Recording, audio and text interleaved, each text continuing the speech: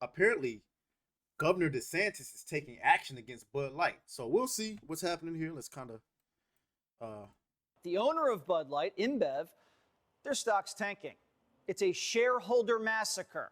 And it's not just rich people getting massacred. Middle class workers with pensions are seeing their portfolios implode. Florida pension funds got rocked when Bud Light teamed up with Dillon. Florida pensioners, they overweighted InBev. So Florida police officers, teachers, firefighters are witnessing their retirement funds collapse. Bud Light went. wow.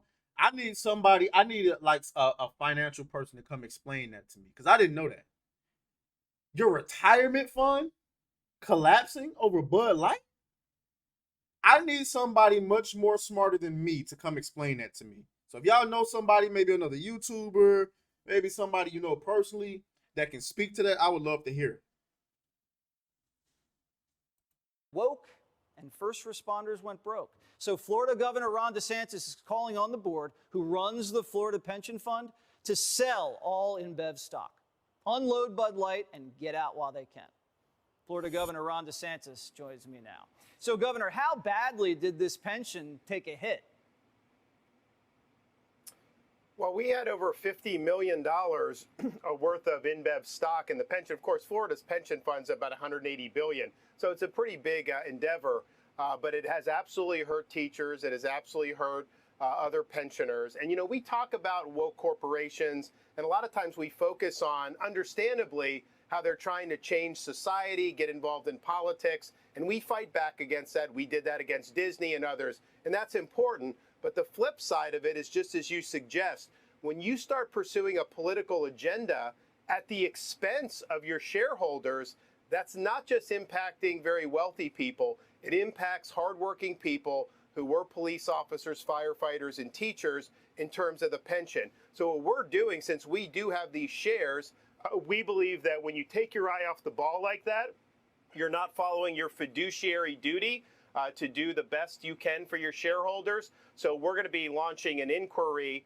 about Bud Light and InBev, and it could be something that leads to a derivative lawsuit filed on behalf of the shareholders of the Florida Pension Fund, because at the end of the day, there's got to be penalties for when you put business aside to focus on your social agenda at the expense of hardworking people. Are you 1000%. See, this is why I'm a DeSantis guy. I know everybody loves Trump, but I'm a DeSantis guy. But I am growing a little warm. I'm not warm. I am getting a little fond of Vivek Ramaswamy. I really like him. He seems positive. He seems upbeat. He speaks in a way that is very intelligent. He's obviously got well, I don't want to go into a tangent about Vivek Ramaswamy, but the point is, I agree. Your job as a business, like once you, especially like once you start becoming a publicly traded company, you have a duty to your shareholders to make as much profit as possible. That is your job. Since when did? Well, I'm about to ask a rhetorical, not a rhetorical, a redundant question because I already know the answer to this. But when did pushing your social agenda become more important than profits? Now, granted, pushing for profits over everything has its evil sides too. I will not deny that. But the very fabric of our country is built on capitalism. Period.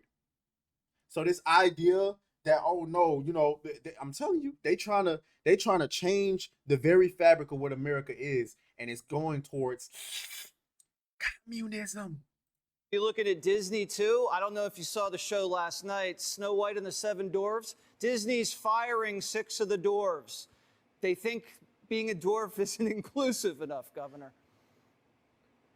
Well, I'll tell you what, you know, we did the battle with Disney last year over parents' rights and over the sexualization of minors. We took a very strong stand. I've been criticized for that by a lot of Republicans even. At the end of the day, this is just non-negotiable when you're starting to talk about our kids. So we were happy to have that fight and win that fight.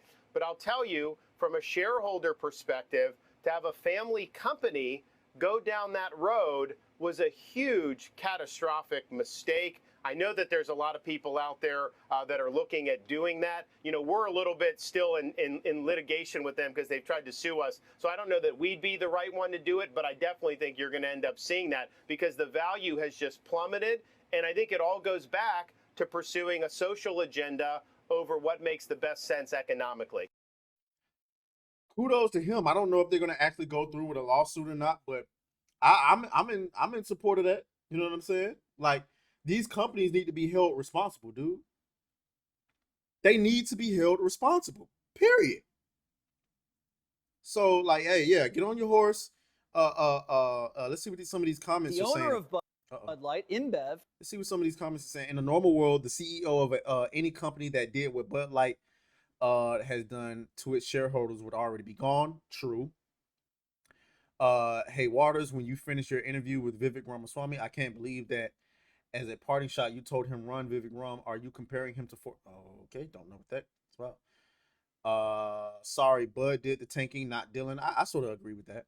70% of Americans workers have a 401k, RIA, or defined benefits plan, and most of those are invested in broad market index funds and ETFs. That means they are owners of AB, Disney, Apple, Meta, Amazon, and every other company that they vilify on social media. Okay. Well, you know, shout out to Ron DeSantis. I hope we can, you know, get it together. Let's go. Hey. Beat that thing down like you started attention, my baby.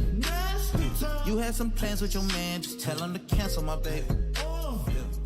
Slide to the crib like Dracula's mansion, my